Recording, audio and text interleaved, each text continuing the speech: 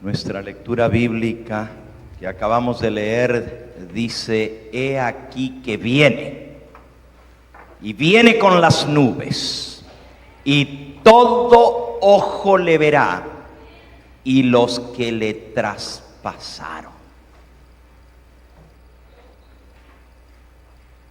Y todos los linajes de la tierra harán lamentación por él, así sea. Amén. Aún aquellos que le traspasaron, los que le escupieron el rostro, los que le taparon los ojos y le dieron de bofetadas, el que le cruzó su mejilla con una trompada y le dijo: si eres el Hijo de Dios, adivina quién te pegó. El que le colocó la corona de espinas, el que le desvistió públicamente, quitándole toda su ropa y luego tirándole encima un manto a manera de rey. Los que se postraron delante de él en burla diciendo: salve, rey de los judíos. El que le entregó la caña como simulacro de un cetro de rey, y el que le quitó la caña para golpearle con ella la corona de espinas y clavarle las espinas más profundamente.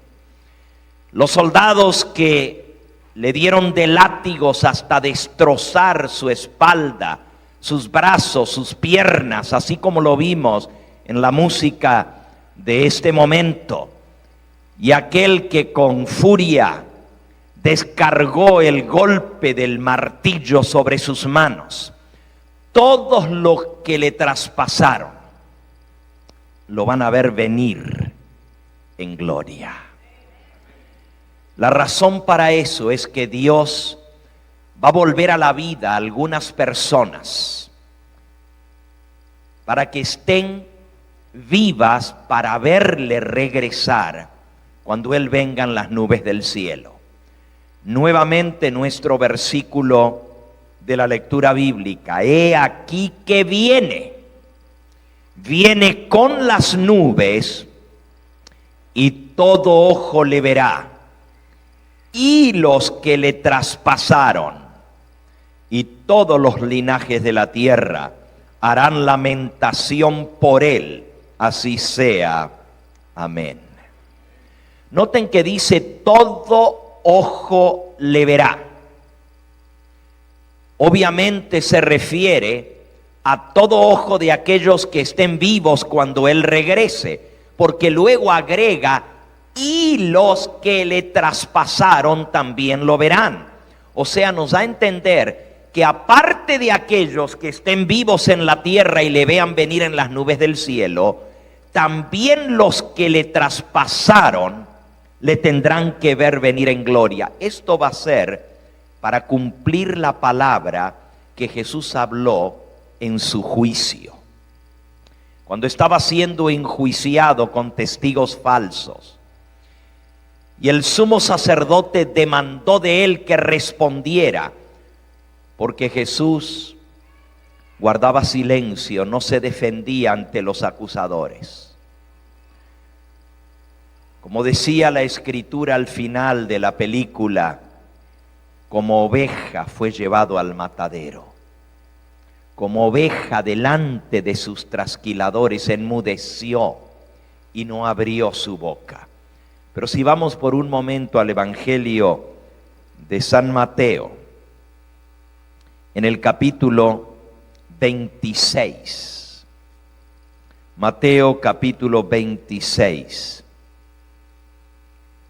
vamos a leer un poquito la historia de los últimos momentos de la vida de Cristo en esta tierra. Dice el versículo 46: levantaos, vamos, ved, se acerca el que me va a entregar. Y mientras todavía Jesús hablaba, vino Judas, uno de los 12, y con él mucha gente con espadas y palos, de parte de los principales sacerdotes y de los ancianos del pueblo. Y el que le entregaba les había dado esta señal, diciendo: al que yo le dé un beso, ese es, prendedlo. Y enseguida se acercó a Jesús y le dijo: salve, maestro, y lo besó. Y Jesús le dijo: amigo, ¿a qué vienes? Entonces se acercaron y echaron mano a Jesús y le prendieron. Pero uno de los que estaba con Jesús extendiendo la mano, sacó su espada e hiriendo a un siervo del sumo sacerdote le quitó la oreja. Entonces Jesús le dijo: vuelve tu espada a tu lugar, porque todos los que tomen espada a espada perecerán. ¿Acaso piensas que no puedo ahora orar a mi Padre y que Él no me daría más de 12 legiones de ángeles? Pero ¿cómo entonces se cumplirían las escrituras de que es necesario que así suceda? En aquella hora dijo Jesús a la gente: como contra ladrón habéis salido con espadas y con palos para prenderme. Cada día me sentaba con vosotros, enseñando en el templo, y no me prendisteis. Mas todo esto sucede para que se cumplan las escrituras de los profetas. Y entonces todos los discípulos, dejándolo solo, huyeron. Y los que prendieron a Jesús lo llevaron al sumo sacerdote Caifás, a donde estaban reunidos los escribas y los ancianos. Mas Pedro le seguía de lejos hasta el patio del sumo sacerdote, y entrado se sentó con los alguaciles para ver el fin. Y los principales sacerdotes y los ancianos y todo el Sanedrín, el concilio, buscaban falso testimonio contra Jesús para entregarle a la muerte, pero no lo hallaron, aunque muchos testigos falsos se presentaron. Pero al fin vinieron 2 testigos falsos que dijeron: este hombre dijo, puedo derribar el templo de Dios y en 3 días reedificarlo. Levantándose el sumo sacerdote dijo: ¿no respondes nada? ¿No ves lo que estos testifican contra ti? Mas Jesús callaba. Entonces el sumo sacerdote dijo: te conjuro por el Dios viviente, que nos digas si tú eres el Cristo, el Hijo de Dios. Y Jesús le dijo: tú lo has dicho, y además os digo que desde ahora veréis al Hijo del Hombre sentado a la diestra del poder de Dios y viniendo en las nubes del cielo. Entonces el sumo sacerdote rasgó sus vestiduras diciendo: ha blasfemado. ¿Qué más necesidad tenemos de testigos? He aquí ahora mismo habéis oído su blasfemia. ¿Qué os parece? Y respondiendo ellos dijeron: es reo de muerte. Entonces le escupieron en el rostro, le dieron de puñetazos y otros lo abofeteaban, diciendo: profetízanos, Cristo, ¿quién es el que te golpeó? Jesús dirigió estas palabras después de un largo tiempo en que no emitió ninguna declaración, callaba, uno tras otro se levantaron testigos falsos. En el Evangelio de Lucas dice que los testigos se contradecían el uno al otro. Uno venía y decía una cosa, y el otro venía y decía todo lo contrario de lo que éste había dicho. Y los sacerdotes y los escribas decían: sáquenlo, sáquenlo, sáquenlos, porque les estaba saliendo mal la trama, la acusación. Ustedes saben que ante una corte, pues testigos falsos no son aceptables, y especialmente cuando allí mismo los estaban trayendo a testificar y ni siquiera habían escuchado el testimonio del anterior y se estaban contradiciendo en lo que decían. Finalmente, cuando el sumo sacerdote conjuró, esto es, bajo solemne testimonio legal, te conjuro por el Dios viviente a que respondas.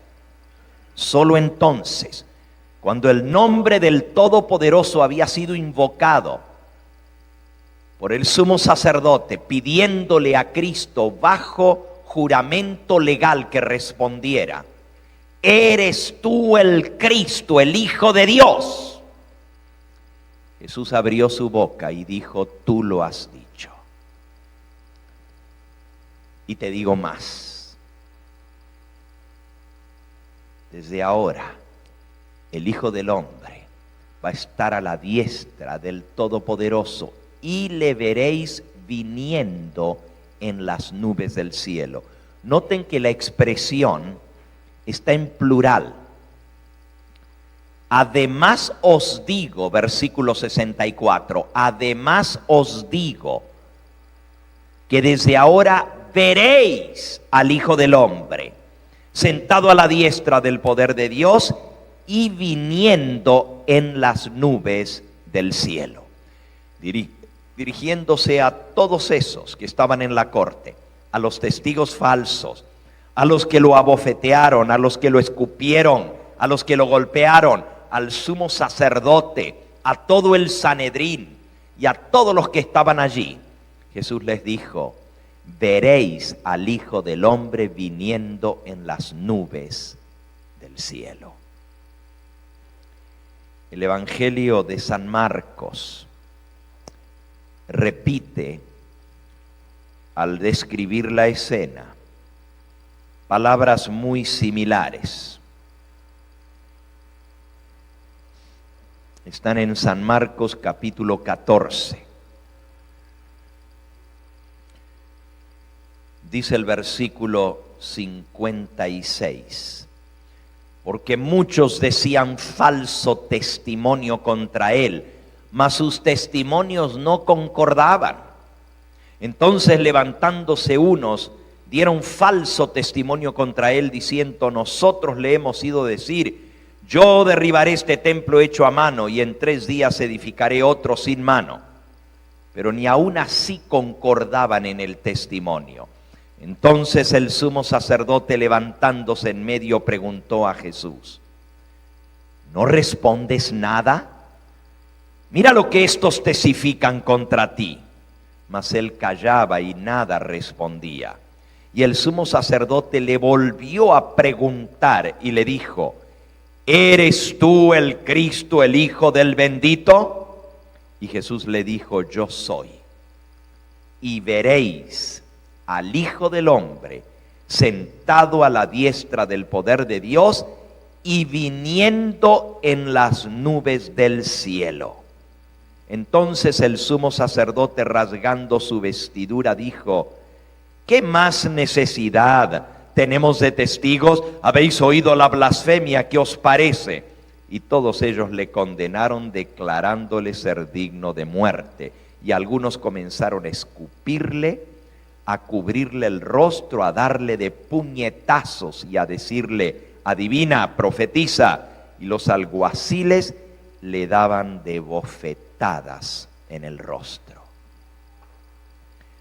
Jesús declaró ante todos ellos: os digo, veréis al Hijo del Hombre viniendo en las nubes del cielo. Para que estas personas, a quienes Jesús les dirigió estas palabras, lo puedan ver viniendo en las nubes del cielo, en primer lugar, tienen que estar vivas para verlo venir. Porque la palabra de Dios declara que los muertos nada saben. No tienen pensamiento, no tienen conciencia. Para poderle ver venir en las nubes del cielo, tienen que estar vivos para verle venir. Y obviamente toda esta gente murió hace casi 2000 años atrás. ¿Cómo le van a ver venir en gloria?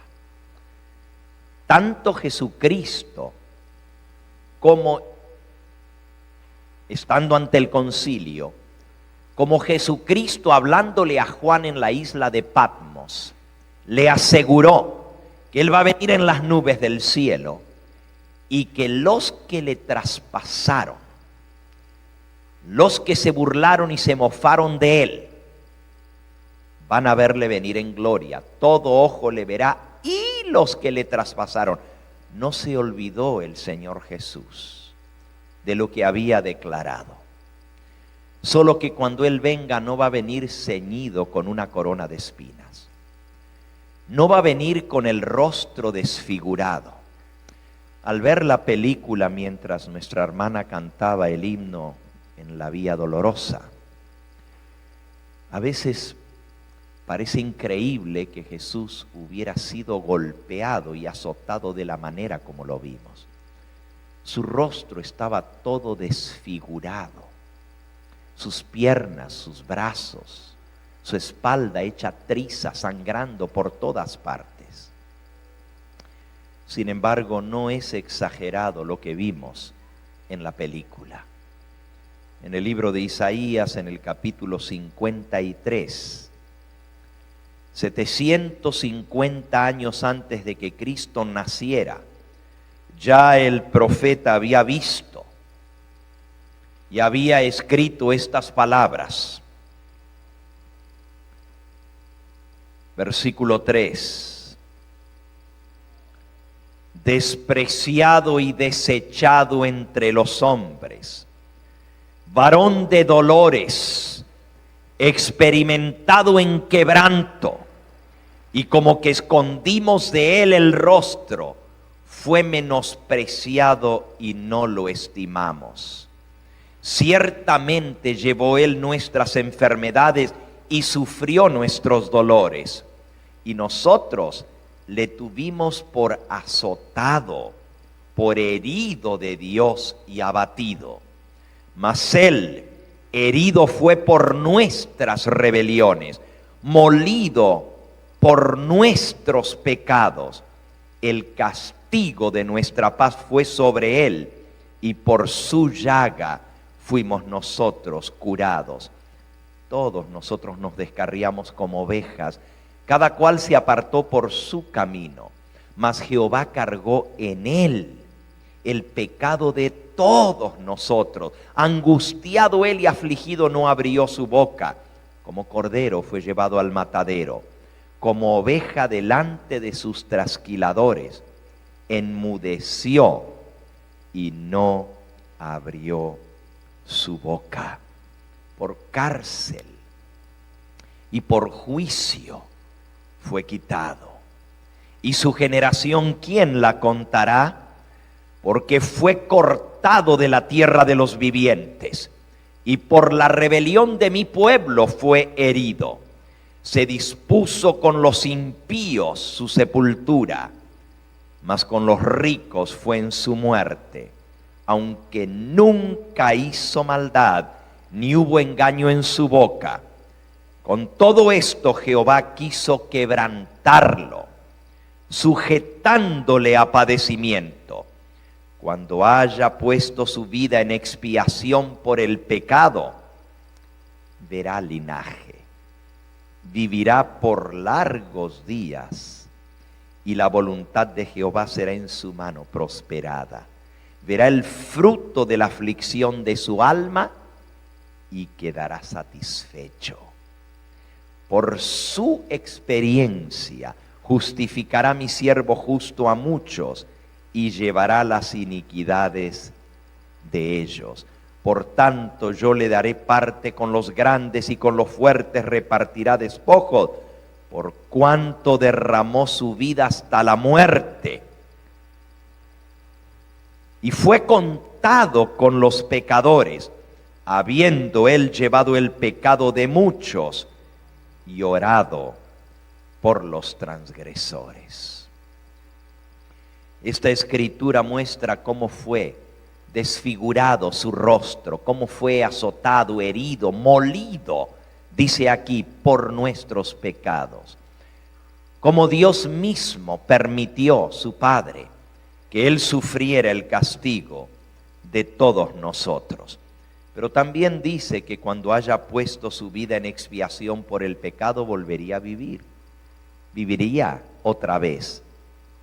Verá linaje. Vivirá por largos días después de que haya puesto su vida. Volvería a vivir y la voluntad de Dios sería prosperada en su mano. Y por su experiencia, por su sacrificio, Cristo verá el fruto del sacrificio de su vida y quedará satisfecho. Lo que trae satisfacción al corazón de Cristo es ver a las almas que aceptan ese sacrificio. Ver que ese sacrificio no fue en vano.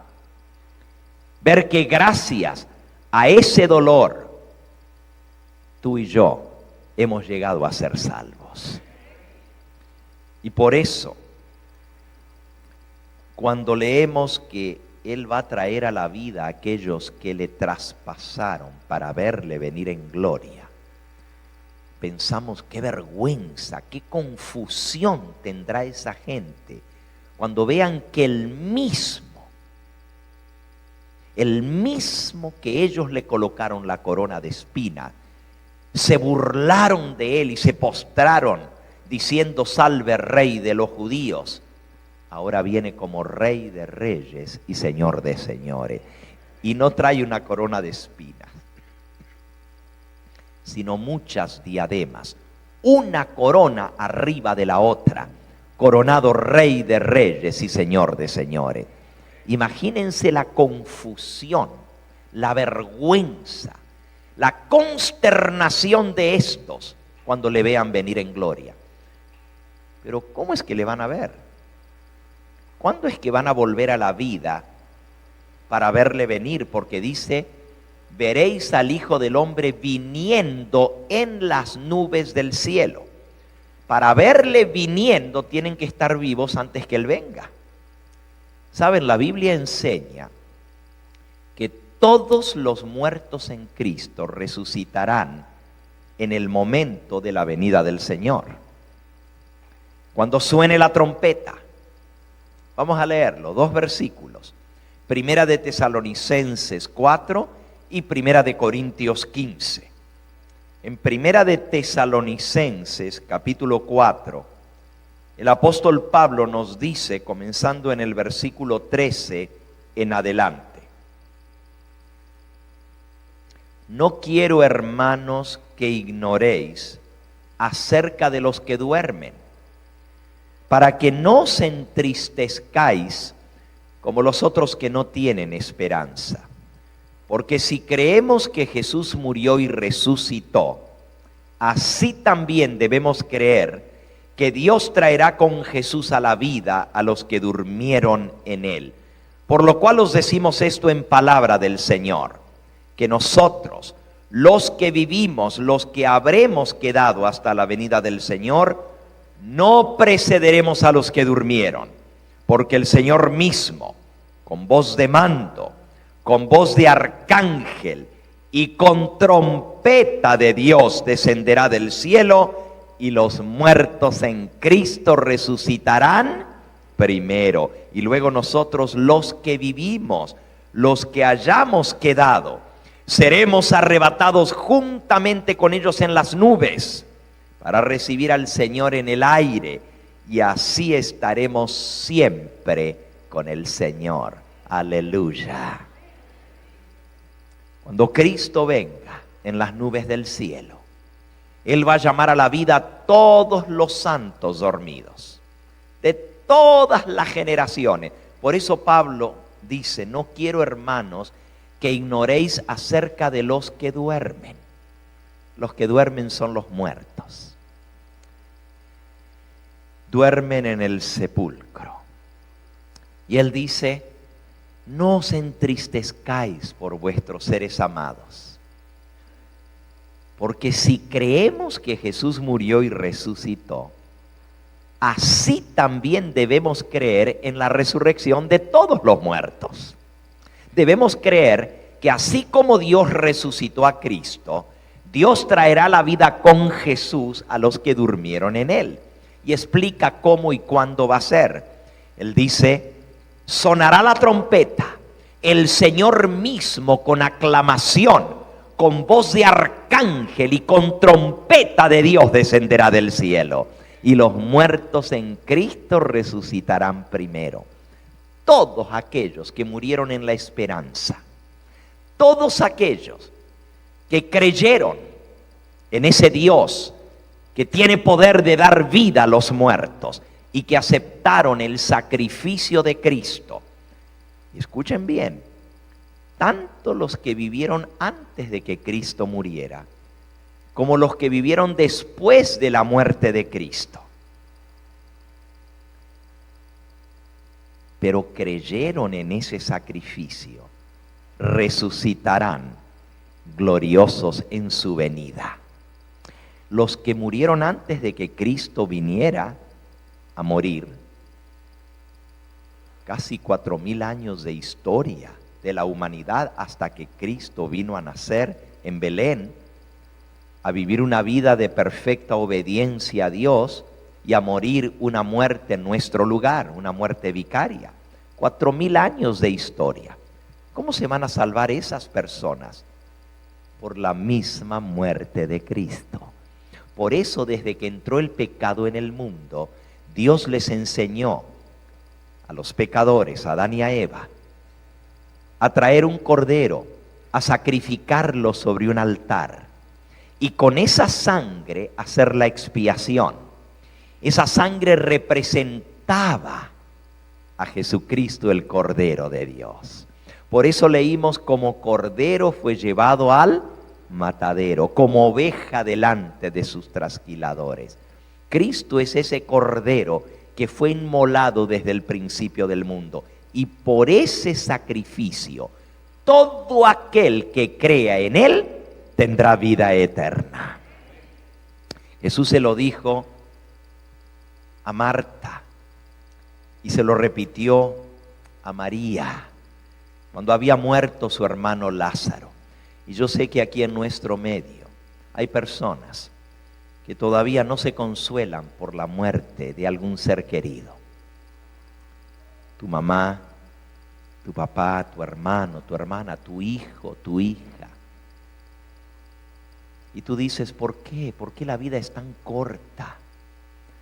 ¿Por qué pasamos y nuestros amados se tienen que ir antes que nosotros? Cuando Lázaro murió, María y Marta estaban muy tristes, llorando. Pero nos dice en el Evangelio según San Juan, en el capítulo 11, versículo 17, vino Jesús y halló que hacía ya 4 días que Lázaro estaba en el sepulcro. Betania estaba cerca de Jerusalén, como a 15 estadios, y muchos de los judíos habían venido a Marta y a María para consolarlas por la muerte de su hermano. Entonces Marta, cuando oyó que Jesús venía, salió a encontrarle, pero María se quedó en casa. Y Marta le dijo a Jesús: Señor, si hubieses estado aquí, mi hermano no habría muerto. Mas también sé ahora que todo lo que le pidas a Dios, Dios te lo dará. Y Jesús le dijo: tu hermano resucitará. Marta le dijo: yo sé que resucitará en la resurrección en el día postrero, en el último día. Y Jesús le dijo, yo soy la resurrección y la vida. El que cree en mí, aunque esté muerto, vivirá. Y todo aquel que vive y cree en mí no morirá eternamente. ¿Crees esto? Y le dijo, sí, Señor, yo he creído que tú eres el Cristo, el Hijo de Dios, que has venido a este mundo. Todo aquel que cree en Cristo como el Hijo de Dios, que le acepta como el que ha venido a este mundo para darnos salvación y cree en su sacrificio expiatorio, Jesús le dijo, el que cree en mí aunque esté muerto, vivirá. Por eso en la venida del Señor, todos, tanto los que murieron antes de que Cristo muriera en la cruz, pero creyeron que Él habría de venir para dar vida eterna y confiaron en ese sacrificio que aún estaba en el futuro. ¿Y cómo confiaban en ese sacrificio? Trayendo un cordero, confesando sus pecados sobre ese corderito y creyendo que un día Dios haría provisión. Dios proveerá de cordero para el holocausto. ¿Se acuerdan el caso de Abraham? Cuando Dios le pidió que entregara a su hijo único en sacrificio en un altar, y subieron al monte juntos, y cuando llegaron al lugar del monte, Isaac le dijo a su padre, Padre, aquí está la leña y está el fuego, pero ¿dónde está el cordero para el holocausto? Y el padre le contestó al hijo, Jehová proveerá cordero para el holocausto. Era un símbolo de aquel cordero que Dios haría provisión para la salvación. Así que todos aquellos que confiaron y creyeron en Cristo van a resucitar según Él prometió en el día postrero, en el día de su venida. Pero hoy estamos hablando de otra resurrección. Si ustedes notaron, la resurrección en la venida de Cristo va a ser para los que murieron en la fe en Cristo. Los muertos en Cristo resucitarán primero. En Primera de Corintios, el otro versículo que habla de la resurrección, Primera de Corintios 15, nos explica cómo va a ser la resurrección. Primera de Corintios capítulo 15, y vamos a leer allí en el versículo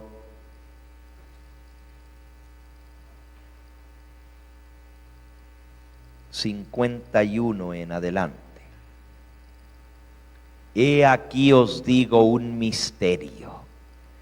No todos dormiremos, pero todos seremos transformados en un momento, en un abrir y cerrar de ojos a la final trompeta, porque se tocará la trompeta y los muertos serán resucitados incorruptibles y nosotros los vivos seremos ¿qué? Transformados. Porque es necesario que esto corruptible se vista de incorrupción y esto mortal se vista de inmortalidad. Y cuando esto corruptible se haya vestido de incorrupción y esto mortal se haya vestido de inmortalidad, entonces se cumplirá la palabra que está escrita: sorbida es la muerte en victoria. ¿Dónde está, oh muerte, tu aguijón? ¿Dónde, oh sepulcro, tu victoria? Así que en el momento de la venida del Señor, cuando suene la trompeta final, todos los muertos en Cristo van a resucitar incorruptibles y los vivos seremos transformados. Pero la resurrección que estamos hablando hoy no es esta. Aquí estamos hablando, estamos leyendo de los santos, de los justos, que van a resucitar en la venida del Señor. Pero hay otra resurrección que tiene que suceder antes que Cristo venga. Porque según lo que Jesús prometió y lo que dice Apocalipsis 1:7, los que le traspasaron, los que lo crucificaron, los que lo golpearon, van a verle venir en gloria y van a estar vivos para verle viniendo en las nubes del cielo. Por lo tanto, tienen que resucitar antes que Él esté aquí, antes que Él llegue a resucitar a todos los muertos en Cristo. Esa es una resurrección especial para cumplir la palabra del Señor Jesús. Y vamos a leer de esta resurrección para ver cuándo es que va a ser. En el libro de Daniel, en el capítulo 12, Daniel capítulo 12, dice el versículo 1 en adelante: en aquel tiempo se levantará Miguel, el gran príncipe que está de parte de los hijos de tu pueblo, y será tiempo de angustia, cual nunca fue desde que hubo gente hasta entonces. Pero en aquel tiempo será libertado tu pueblo, todos los que se hallen escritos en el libro.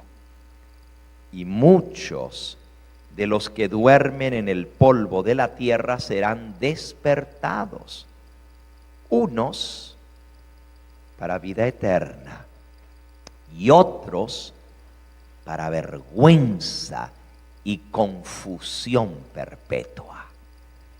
Noten que aquí está hablando de algunos, muchos, pero no dice cuántos, que van a resucitar para vergüenza y confusión. ¿Quiénes son los que van a resucitar para vergüenza y confusión? Ya lo leímos. Los que le traspasaron, los que se mofaron, se burlaron de él, los que lo golpearon, los que lo escupieron, el sumo sacerdote que se rasgó sus vestidos para decir, escucharon la blasfemia. Todos ellos, Jesús les dijo, veréis al Hijo del Hombre viniendo en las nubes del cielo con poder y gloria. Pero aquí nos dice que esta resurrección para vergüenza y confusión va a ser durante el tiempo de angustia. Noten otra vez el versículo.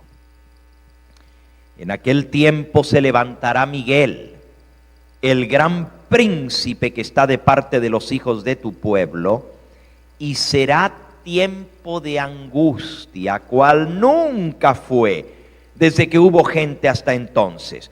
Pero en aquel tiempo, ¿cuándo? En aquel tiempo de angustia será libertado tu pueblo, todos los que se hallen escritos en el libro, y muchos de los que duermen en el polvo de la tierra serán despertados, unos para vida eterna y otros para vergüenza y confusión perpetua.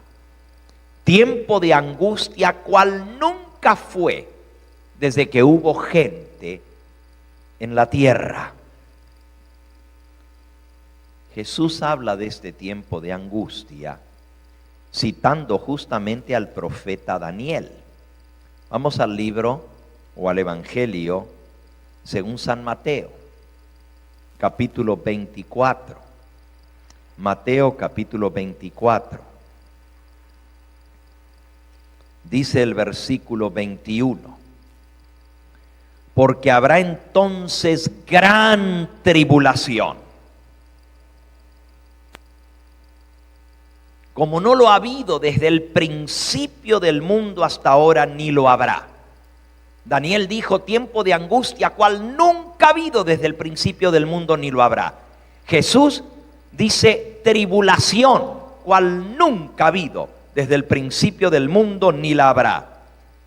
Y si aquellos días no fuesen acortados, versículo 22, nadie sería salvo, mas por causa de los escogidos aquellos días serán acortados. Entonces, si algunos dijere, mirad, aquí está el Cristo, mirad, allí está, no lo creáis, porque se levantarán falsos cristos y falsos profetas, y harán grandes señales y prodigios, de tal manera que engañarán, si fuera posible, aún a quienes, a los escogidos. Ya os lo he dicho antes. Así que si os dijeren, mirad, está en el desierto, o mirad.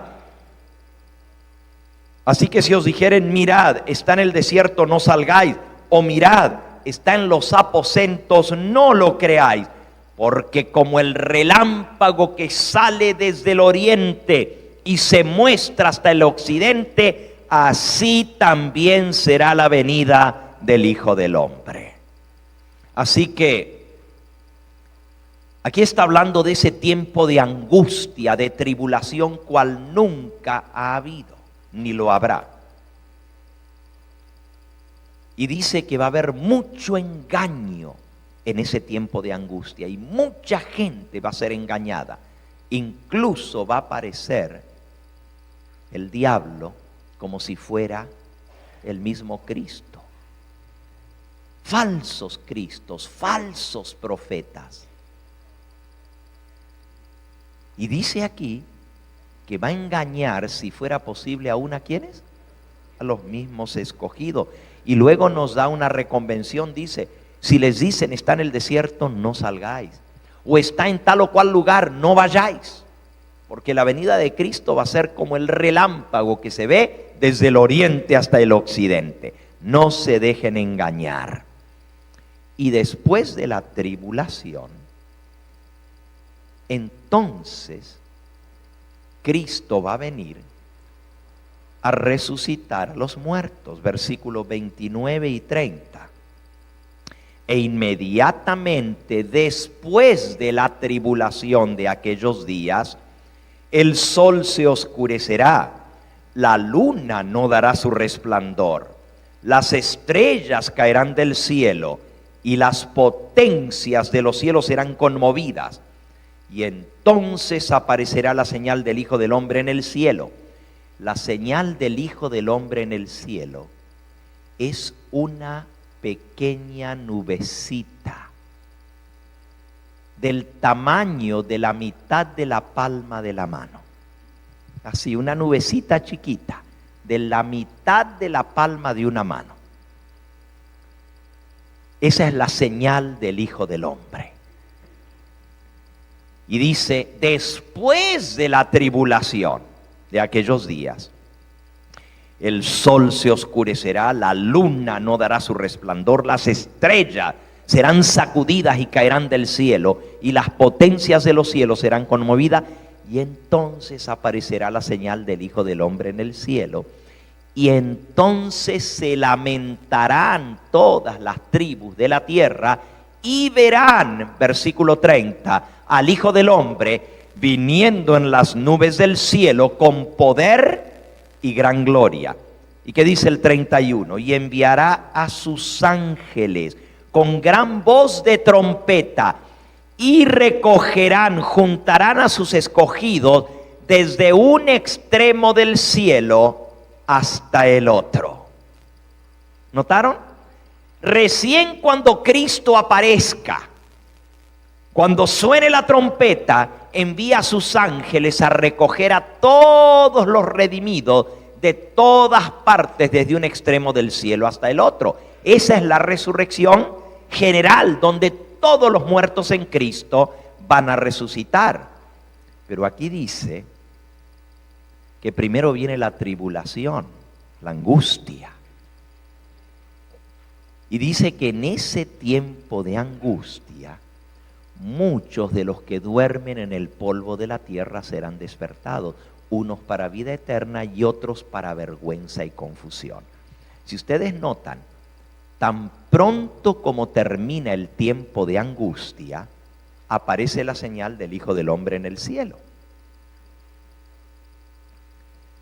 Para que estos, a quienes Jesús les dijo, ustedes van a ver al Hijo del Hombre viniendo en las nubes del cielo, lo puedan ver viniendo, tienen que resucitar antes de que aparezca la nubecita blanca. la señal del Hijo del Hombre. Tienen que haber resucitado antes de eso. Y lo que estamos viendo ahora es cuándo va a ser esa resurrección. Va a ser durante el tiempo de angustia.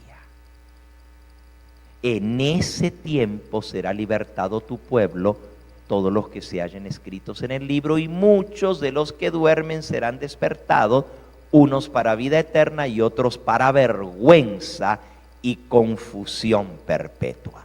Así que ya hemos visto en la palabra de Dios, donde la palabra de Dios declara que va a haber una resurrección. Van a ser despertados muchos de los que duermen en el polvo de la tierra.